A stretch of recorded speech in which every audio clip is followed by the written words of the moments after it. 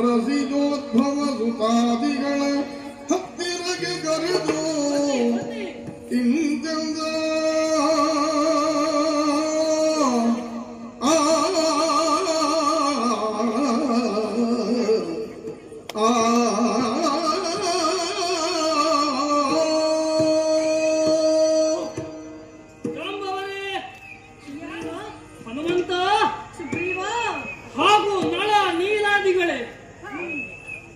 ಪರಿಸ್ಥಿತಿಯ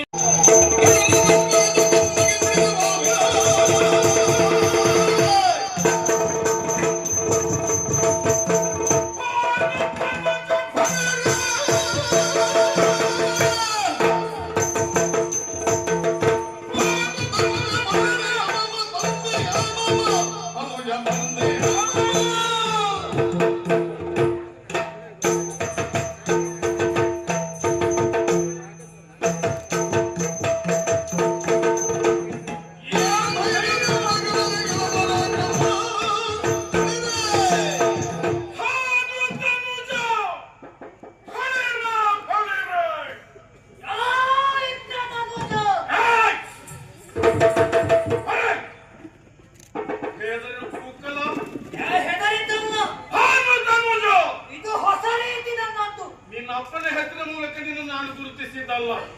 ನಿನ್ನ ಅಪ್ಪನಿಗೆ 2 ಮಕ್ಕಳು, ಒಬ್ಬ ಶನಿ ಮತ್ತೊಬ್ಬ ಯಮ. ನೀನು ಒಬ್ಬ ಇದ್ದಿ. ನಾನು ನೆನಪಿಸಿಕೊಂಡದ್ದು ಅವರಿಬ್ಬರನ್ನು.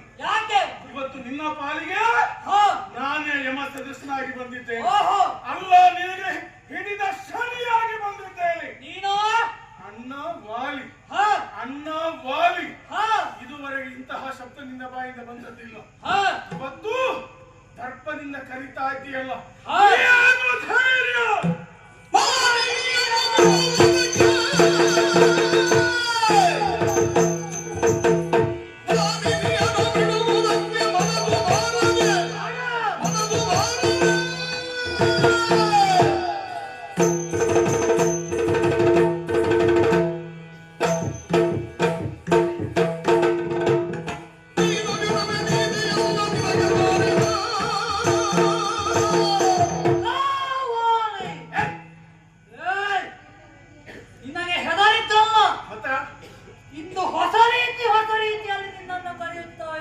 ನೀನ್ ಹೇಳ್ಬೇಕು ಅಂತಿಲ್ಲ. ಹೊಸ ರೀತಿ ಅಂತ ಬಂದವರು ಎಲ್ಲರಿಗೂ ಗೊತ್ತಿವತ್ತು.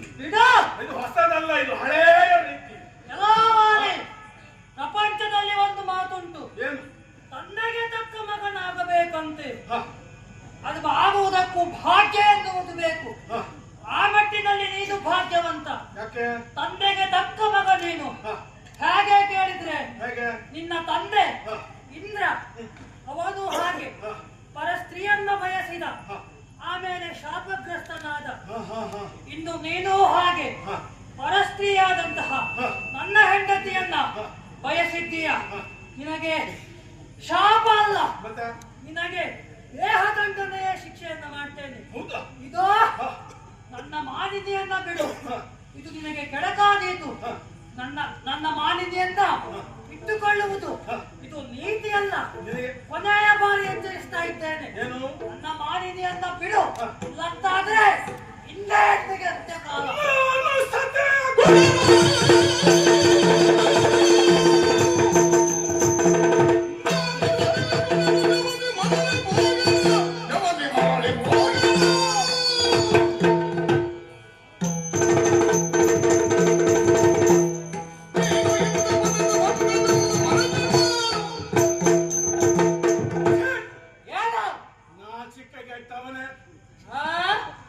ಹೆಂಡತಿ ಕೊಡು ಅಂತ ಬೇಡಿಕೊಳ್ತಾ ಇದೆಯಲ್ಲ, ಇಟ್ಟುಕೊಂಡಿದ್ದೀಯ ಬಲಾತ್ಕಾರವಾಗಿ.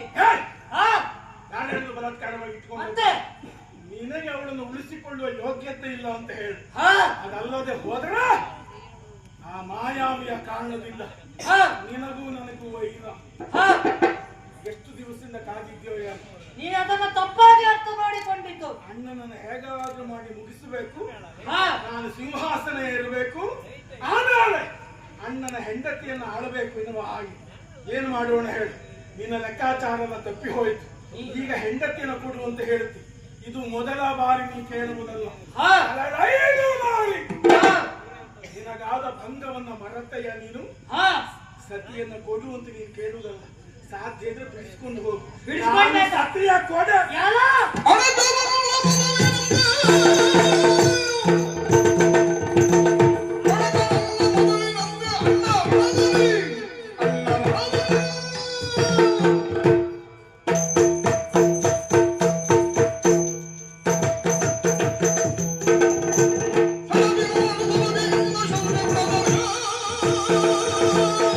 ಅಲಾವಾಣಿ. ಮೊದಲ ದಿನದಿಂದ ಪೆಟ್ಟು ತಿಂದಿರಬಹುದು, ಆದರೆ ಇಂದು ಹಾಗಲ್ಲ. ಹಳೆಯ ವಾಲಿಯಲ್ಲ, ಹಳೆಯ ಸುಗ್ರೀವನಲ್ಲ, ಇಂದು ಹೊಸ ರೀತಿಯ ಸುಗ್ರೀವನಾಗಿ ಬಂದಿದ್ದೇನೆ.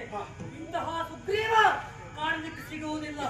ಆದ್ರಿಂದ ಹೇಳ್ತಾ ಇದ್ದೇನೆ, ಕೊನೆ ಮಾತಿನಲ್ಲಿ ಉಮಯನ್ನ ಬಿಡು. ಬಿಡದಿದ್ರ ಇಲ್ಲ ಅಂತಾದ್ರೆ ನನ್ನ ಕೊಂದು ಕಳಿದ್ದೇನೆ.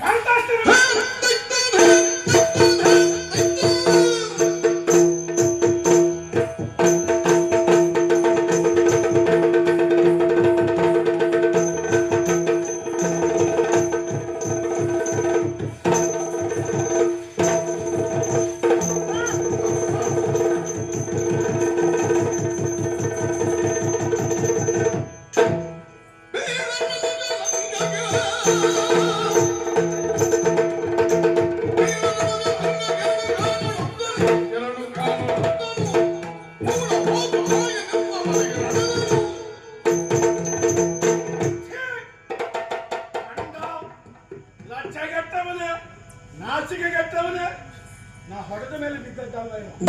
ನಾ ಹೊಡೆಯುವನೇ ಬಿದ್ದದ್ದು.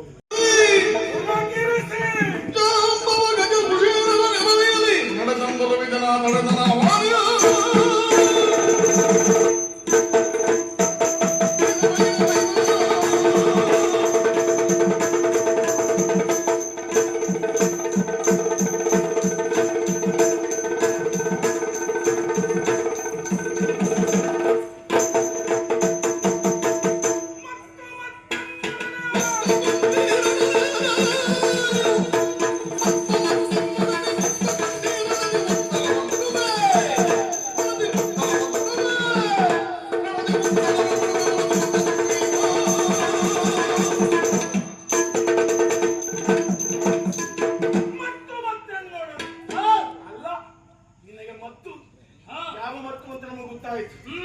ಹೆಂಡತಿಯ ಮತ್ತು